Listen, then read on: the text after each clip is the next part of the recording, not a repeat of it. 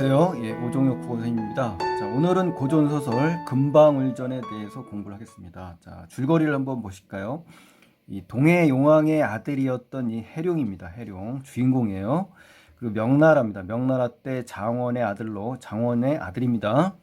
피난길에 이제 버려집니다. 그래서 변씨라는 사람의 밑에서 자라게 되는 거죠. 양아버지예요.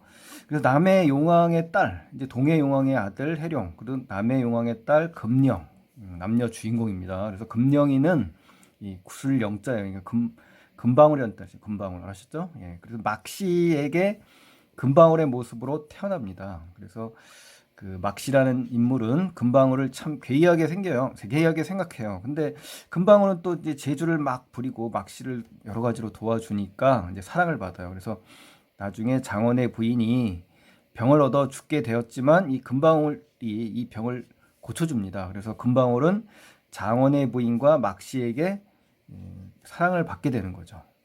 그리고 어느 날 이 황후와 공주가 이제 요귀에게 납치되는 일이 생기는데요. 이 황제는 이제 공주를 찾아주면 천하를 뭐 반을 주겠다라는 것을 걸고 이제 요청을 하는 거죠. 근데 그때 변씨 학대 속에서 지내던 이 해룡이가 금방울과 함께 어때요? 위기를 벗어나고 금방울의 이제 도움을 받아서요. 또 변씨의 집을 나와서 산중으로 들어가서 이제 요기를 찔러 죽입니다. 그래서 황제는 이 공을 인정해서 이 해룡이를 부마 임금의 사위죠. 사위로 삼고 해룡은 북방의 흉노족을 물리칩니다. 그래서 금방울은 나중에 껍질을 벗고 아름다운 여인이 되고, 그렇죠? 예, 그래서 황제는 금방울을 황후의 양녀로 삼은 뒤 해룡과 또 결혼을 시켜요. 그래서 해룡은 이 두 부인과 함께 하늘로 승천하는 그러한 해피엔딩으로 끝나네요. 자, 전체적인 내용이고요. 자, 핵심 정리로 가시면은 이제 중국 명나라가 배경이라는 거, 영웅 소설의 형식을 띈 그런 소설이라는 걸 좀 알아두시고요. 여러 가지 설화들이 나옵니다. 그 설화를 모티브들을 결합해가지고 흥미롭게 만들어낸 이야기입니다. 아셨죠? 주제는 이제 고난 극복을 통해서 두 남녀가 결합을 하게 됩니다. 그래서 부귀 영화를 얻게 되는 그러한 해피엔딩으로 끝나는 작품이네요. 성격은 이제 전기적이고 아주 비현실적인 성격이 강하고요. 도술 부리는 뭐 그런 내용들이 많습니다. 그리고 사상은 이제 유교와 불교, 도교 이 3교가 다 나옵니다. 그래서 유교적인 측면에서는 이 막씨가 막 지극한 효행을 하거든요. 그러면서 이제 금방울을 점지받아서 예, 그 출생을 시키는 거죠. 아셨죠? 잉태를 해가지고 금방을 낳게 되는 계기가 되는 거고요. 이 불교에서는 이제 어떤 의미에서냐면 전생이 부부였습니다. 그런데 이승에서 부부가 되어 다시 승천하는 남녀 주인공의 모습이 이제 불교적인 측면이고요. 도교적인 요소는 이제 옥황상제가 나온다든가 학발농이 나온다든가 이러한 인물들을 볼 때 이제 도교적인 성격이 강하다. 이 전체적인 그 사상적 배경이 그렇다는 겁니다. 자, 갈래를 보시면 이제 고전 소설이고 영웅 소설입니다. 그리고 전기 소설이고요. 도술 소설입니다. 아셨죠? 예. 설상 특징을 보시면 이제 첫 번째로 어떤 걸 보시냐면 이제 동해 용왕의 아들이었던 해룡이하고 남해 용왕의 딸이었던 금령이 이 두 주인공이 온갖 시련을 이겨내고 혼인을 하게 됩니다. 그래서 전생의 인연을 되찾는다는 거죠. 그래서 현생의 부모는 해룡이와 해룡이는 이제 장원 부부가 이제 현생의 부모고요.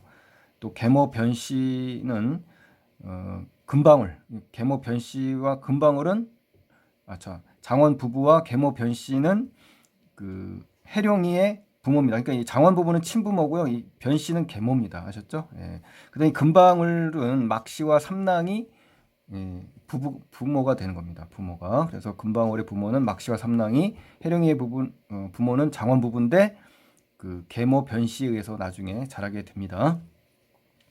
자, 해룡이는 이제 반복되는 고난을 이제 조력자의 도움으로 극복해냅니다. 주로 이제 해룡이는 혼자의 힘보다는 이 조력자의 힘을 많이 받게 됩니다. 아셨죠? 다른 영웅 소설과는 좀 구별되는 그런 특성을 갖고 있고요. 영웅의 일대기 구조를 갖고 있는 그런 소설이라는 걸 좀 알아두시고요. 또 고난 극복 과정에서 이 금방울이라는 여자의 초월적인 능력을 발휘해서 해룡이를 주로 돕습니다. 그래서 해룡과의 사랑을 이루게 되는 그러한 작품이고요. 또 여주인공의 금방울의 적극성을 보여주는 것으로 당대 여성 독자의 의식과 관련이 있습니다. 당대 여성 독자들의 이 잠재 의식은 바로 뭐냐면 여성의 적극성이거든요. 현실에 기여하고 싶고 또 적극적인 면에 의해서 대리만족을 한다는 거죠. 그리고 현실계와 이제 비현실계가 이제 교차하고 있고요. 고난과 행복이 교차합니다. 그래서 금방울이 변신하는 변신 모티브 등이 나오잖아요. 그래서 작품의 재미를 더합니다. 그리고 이 다양한 설화가 이제 사용되는데요. 지하국 태취설화라든가 시의 설화, 계모설화, 난생설화, 변신 모티브 등 다양한 설화가 사용됩니다. 특히 그 해동이 요괴에게 납치당한 공주를 구출하고 결혼하거든요. 해룡입니다. 해룡. 또 주인공이 금방울의 모습으로 탄생합니다. 그래서 금방울이 또 험을 벗고 미인이 된다든가 뭐 이런 것들, 험을 벗고 미인이 된다는 거라든가, 그 다음에 주인공이 금방울의 모습으로 탄생한다든가, 이 난생설화입니다. 난생설화에. 그 다음에 변신 모티브 아셨죠? 그리고 지하국의 대적을 퇴치설화, 요런 그 모티브가 있다라는 거 참고하시기 바랍니다. 자, 해룡입니다. 해동이 아니라. 그리고 해룡과 금방울은 독립적인 개체로 존재하지 않습니다. 그래서 상호 협력을 통해서 영웅성이 발휘된다. 그렇죠? 상호 협력을 한다는 거. 또 공간적으로는 이제 현실계와 비현실계로는 아니고요. 내용적으로는 고난과 행복이 순환됩니다. 아셨죠? 예. 또 여성 영웅의 출연을 통해서 당시 어때요? 억압받던 이 여성 독자들에게 어때요? 많은 용기와 위안을 줍니다. 그래서 당대 여성 독자층에게 지지를 받은 소설로 남아 있습니다. 자, 여기까지는 이제 전체적인 개관인 거고요. 이제 본문으로 이제 바로 들어가겠습니다, 여러분. 자, 첫 번째 내용입니다. 첫 번째 내용에서는 이제 죽은 삼랑이 이제 금방울의 아버지예요. 그리고 막씨가 제외합니다. 그래서 죽어서도 막씨를 찾아와요. 그 삼랑이. 그래서 지난날의 잘못을 사죄하는 그러한 내용이 나옵니다. 한번 보실까요? 하루는 막씨, 자, 금방울의 엄마예요. 시름, 근심에 쌓여 있는데 갑자기 음산한 바람이 일어나더니 초막은 이제 초가집이라고 생각하시면 돼요. 그러니까 막씨는 좀 가난한 상황에 있는 그런 형편이라는 걸 알 수가 있고요. 앞에 어떤 사람이 서 있어요. 그래서 자세히 보니까 남편인 거죠. 삼랑. 그렇죠? 막씨와 삼랑은 부부입니다. 그래서 이제 물었어요. 막씨가. 그대가 나를 버리고 집을 나간 지 거의 수십 년이나 되었어. 그간 어디 있는지 몰라 내가 걱정했는데 며칠 전 꿈에, 자, 꿈 이야기가 나오죠. 신령이 나타나 말하기를 전쟁 중에 죽었다 하더이다. 그러니까 이제 여기서 막씨는 집을 나간 지 수십 년이 돼가지고 종족을 감춘 상황에서 결국은 꿈에 죽었다는 말을 들은 겁니다. 그래서 꿈에 나타난 일을 믿을 것이 아니지만 내가 또렷이 들은 까닭에 영연이라는 건요, 죽은 사람의 영의를 모셔놓고 그에 딸린 모든 것을 차려놓은 겁니다. 쉽게 말해서 죽었다는 거죠, 남편이. 그래서 알 수가 없군요. 지금 살아서 오신 건가요? 라고 하면서 굉장히 어리둥절한 겁니다. 그래서 의아한 그러한 태도를 취하고 있는 거고요. 어째서 이 깊은 밤에 오셨으며 자취, 흔적이 분명치 못한 것은 무슨 이유입니까? 라고 하면서 의심을 하는 겁니다. 아셨죠? 두려움과 의심을 갖고 있는 거죠. 이게 바로 작품의 어떤 전기적이고 비현실적인 요소입니다. 아셨죠? 전기적인 성격이 강하다는 건 바로 이런 겁니다. 귀신이 나타난다든가 뭐 도술 쓴다든가 이런 거요. 삼랑이 이제 목이 메어 울었어요. 그렇죠?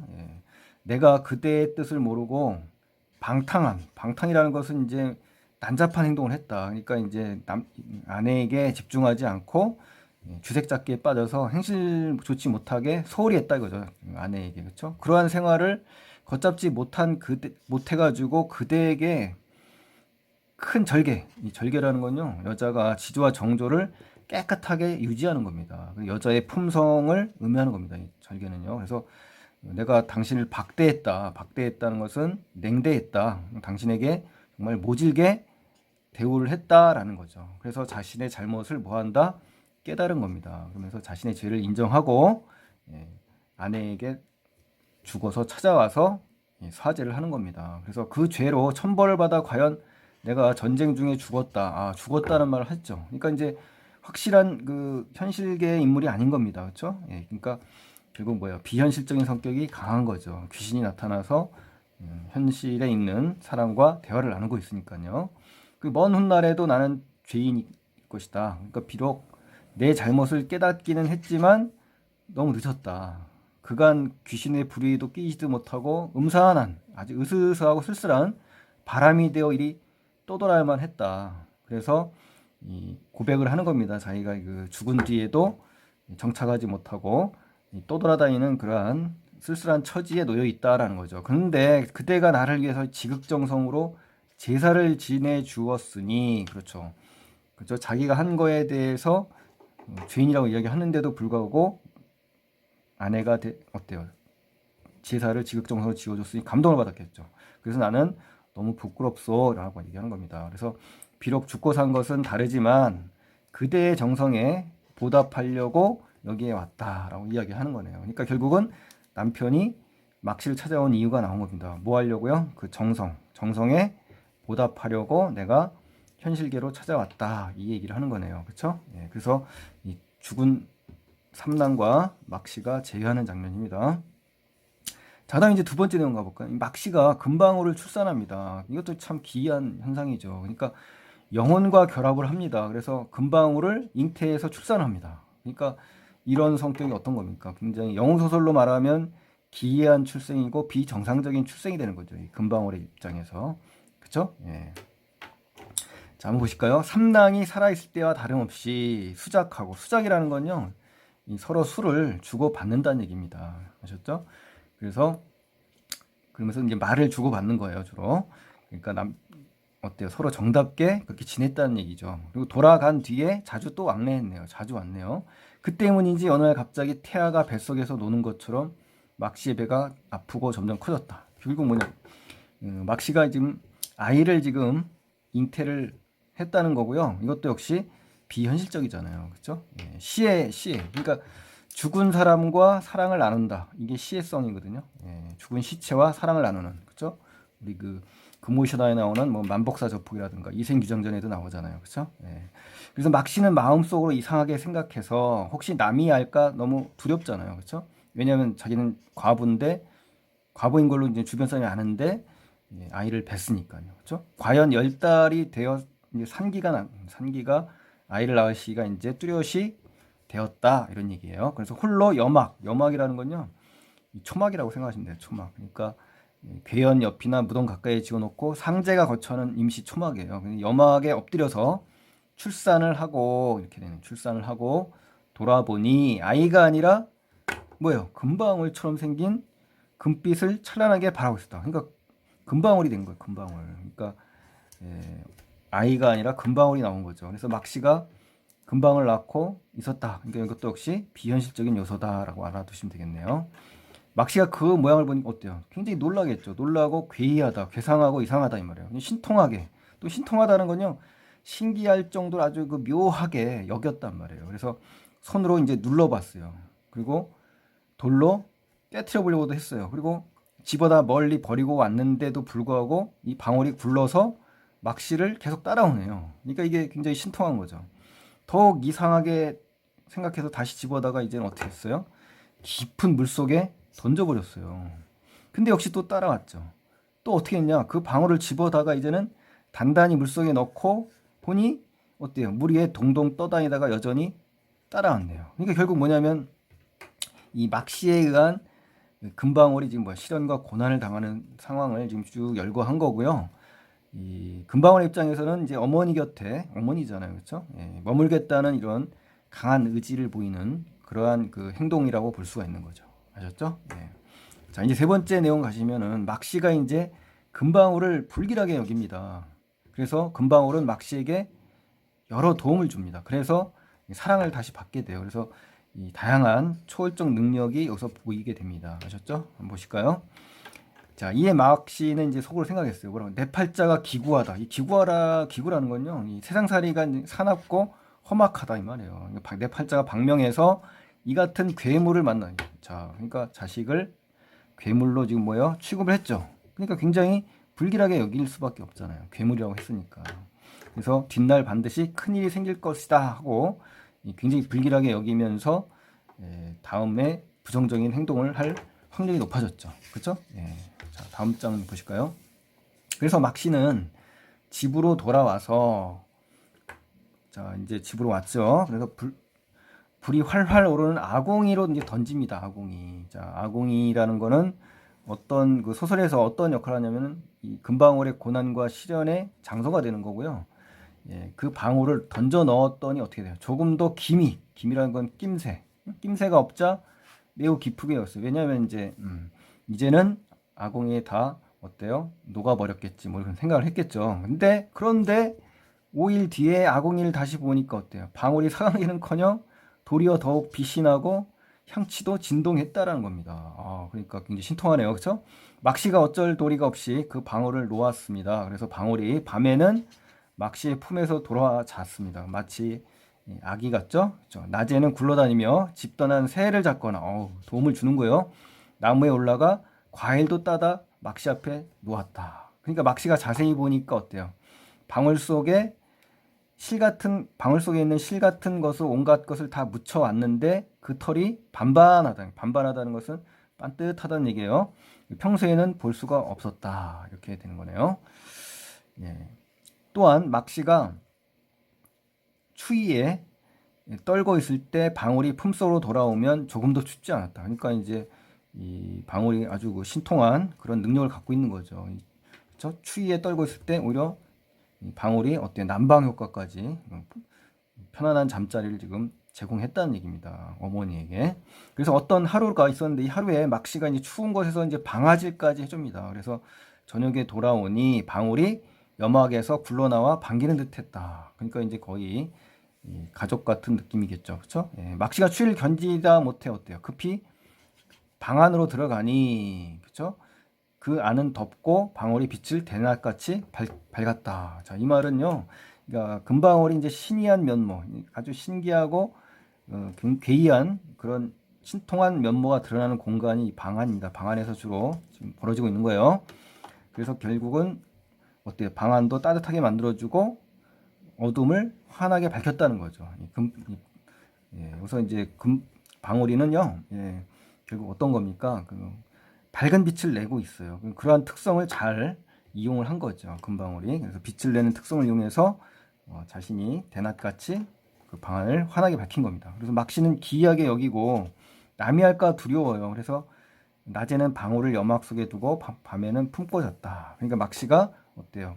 그 금방울을 소중히 여기고 아끼는 마음이 지금 있는 거죠. 그렇죠? 예.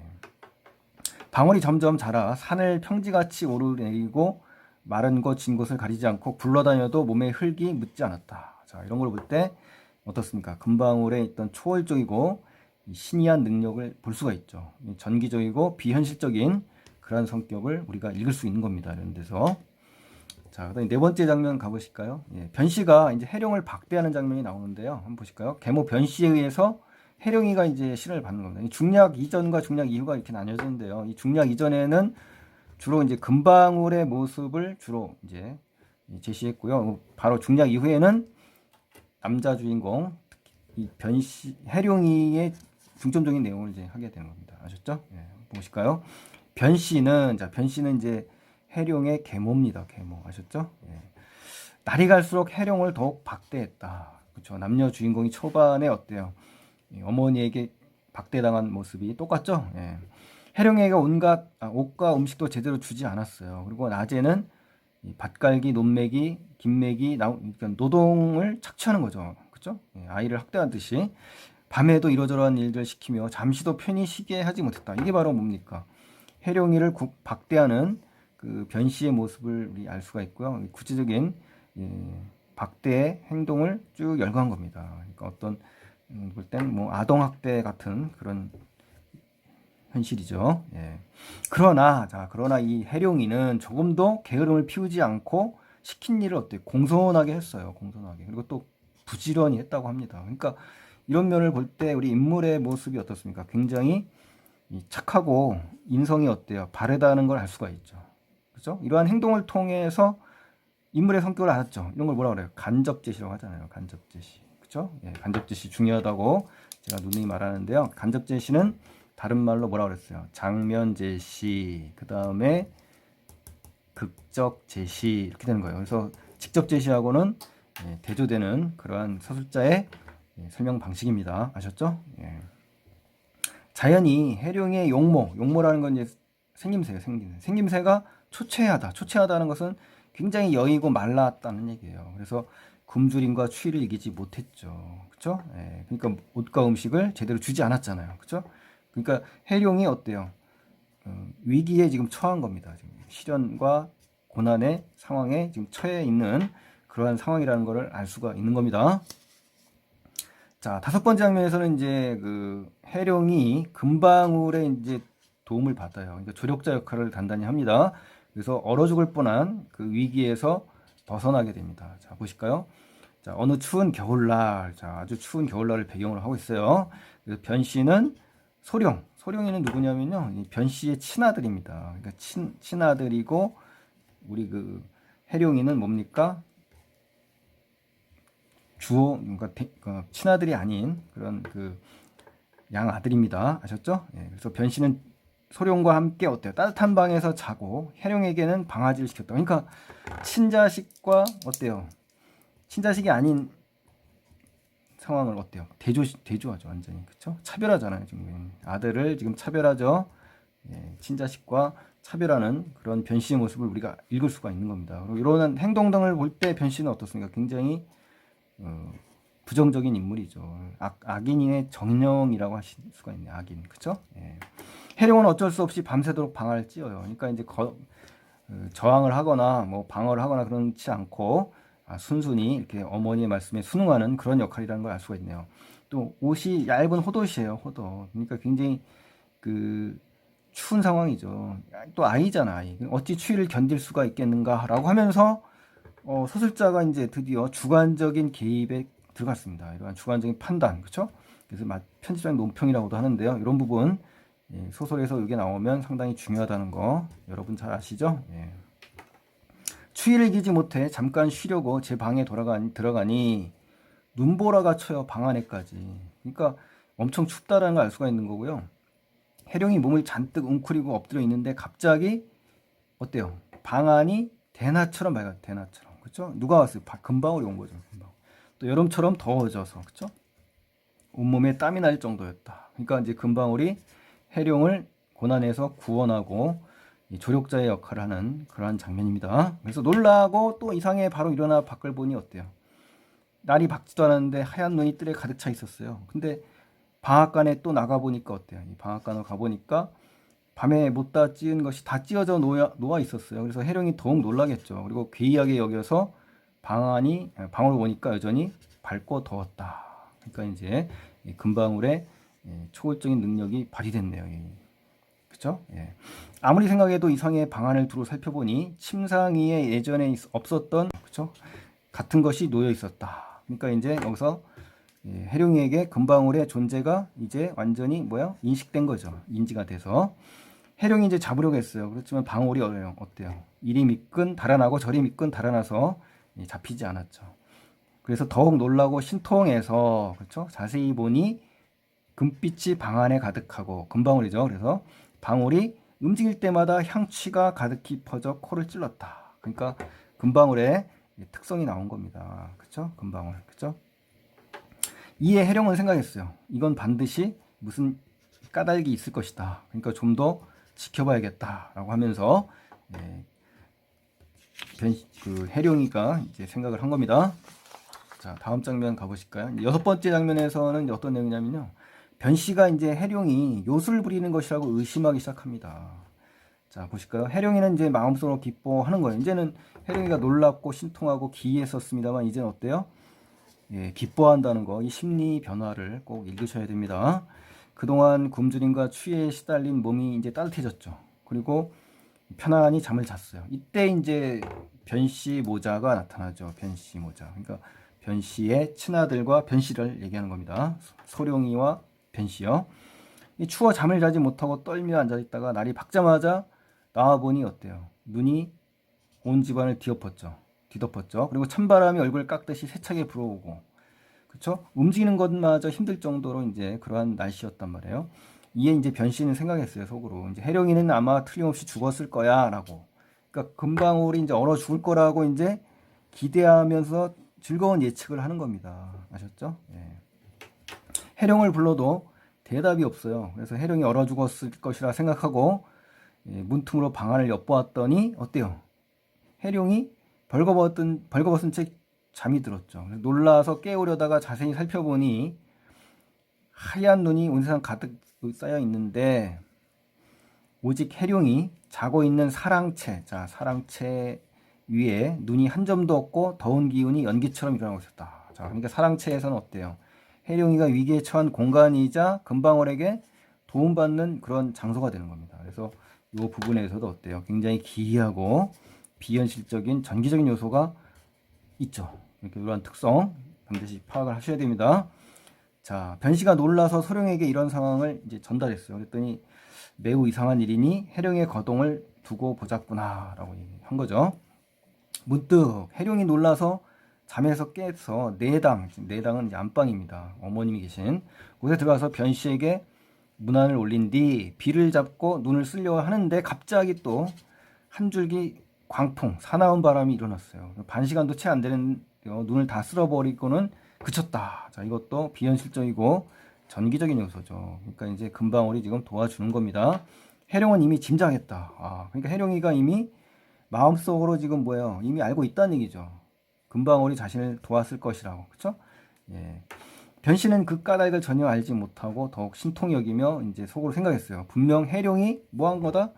요술을 부린 거다, 요술을 벌였으니까 사람을 속인 거다라고 의심을 합니다. 이 해룡이를요. 그래서 만약 해룡을 집에 오래 두었다간 큰 화를 당하리라. 어떻습니까? 우리 앞에 그 금방울도 친어머님한테 괴물이라고 이제 이야기했잖아요. 자기 태어난 금방울의 모습을 보고 괴물이어서 시련을 가했잖아요. 그렇죠? 그런 면에서 이제 공통점이 있는 거고요. 우리 그 해룡이도 친어머님은 아니지만 계모에게 요술을 부리는 그런 사람이라고 의심을 받으면서 이제 또 시련과 고초가 옵니다. 자, 아셨죠? 자, 7번째 이제 마지막 장면 오늘 보실까요? 변씨가 이제 해룡을 해치고자 해룡을 이제 구호동으로 이제 보내게 됩니다. 그래서 해룡은 비범한 능력은 없지만 또다시 어떻게 될지는 모르지만 구원을 받겠죠. 그렇죠? 승특강에서는 이제 그 뒷부분이 안 나왔습니다만. 자, 보실까요? 변씨는 어떻게든 해룡을 죽여 없을 생각으로, 자, 아예 죽여버리려는 생각이네요. 그래서 이리저리 궁리, 마음속으로 이리저리 생각하다가 한 가지 계교는 계략입니다. 계략. 꿍꿍이나 속임수예요. 생각해내고는 해룡을 불러서 이야기했어요. 가고는 이제 자기 남편이죠. 돌아가신 뒤 우리 가산이 점점 줄어들게 된 것은 너 또한 잘 알 것이다. 이 얘기예요. 그러니까 그래서 너는 구호동에 가라. 이 얘기예요. 이제 구호동. 그러니까 이 구호동은 초월적 세계나 이런 게 아니라 현실적인 공간 세계입니다, 여러분. 조심하셔야 돼요. 그리고 우리 집 논밭이 그곳에 가면 있는데 근래에 최근에 호환이라는 건 호랑이에게 이제 물려 죽거나 당하는 피해를 얘기하는 겁니다. 그래서 그런 화가 자주 일어나 사람을 다치기에 농사를 짓지 못하고 묵혀둔 지 수십여 년이 된 땅이다 이 얘기예요. 그래서 이제 그 땅을 다시 일구어서 너를 장가도 보내고 우리도 네 덕에 잘 살게 된다면 기쁘지 않겠니? 라고 하면서 겉과 속이 다른 그 계모의 모습이 우리 볼 수가 있죠. 표리부동하다라는 거죠. 계교입니다. 계교. 아셨죠? 다만 너를 그 위험한 곳에 사지에 내가 보내면 혹시 후회할 일이 생길까 걱정이구나 라고 하면서 아주 그 뭡니까 계략을 꾸미고 거기에 따른 그러한 행동을 하는 거잖아요. 표리부동한 그러한 계모의 모습을 우리가 잘 알 수 있고요. 연기라는 거죠. 연기. 그쵸? 해룡이 기꺼이 허락합니다. 허락을 해버렸네요. 그러면 동기구를 챙겨서 구호동으로 가려 하니 변씨가 짐짓 일부러 말리는 채 했다. 연기를 했다는 거예요. 연기. 아셨죠? 이에 해룡이 껄껄 웃으면서 또 말하나요? 그러면서 사람의 목숨은 하늘에 달려있다. 인명은 제천이다. 뭐 이런 말 있잖아요. 인명은 어디요? 제천이다. 그러니까 사람의 이 목숨은 하늘에 달려있다. 뭐 운명론적 사고잖아요. 그렇죠? 어찌 짐승에게 해를 당하겠습니까? 라고 합니다. 호환을 당할 수가 있겠습니까? 라고 하면서 기꺼이 다녀오겠다고 이야기하는 우리 해룡이의 모습을 알 수가 있네요. 그렇죠? 여기까지가 이제 승특강 이 부분까지 돼 있습니다, 여러분. 자, 그래서 오늘 나온 그 고전소설에서 설자의 직접 개입이라든가 인물들의 특성, 인물들의 관계, 그리고 시련을 어떻게 극복하는지 이런 점에 주목하셔서 보시면 되겠네요. 자, 오늘 고생 많이 하셨고요. 도움이 되셨다면 구독과 좋아요 버튼을 눌러주시면 고맙겠습니다. 감사합니다.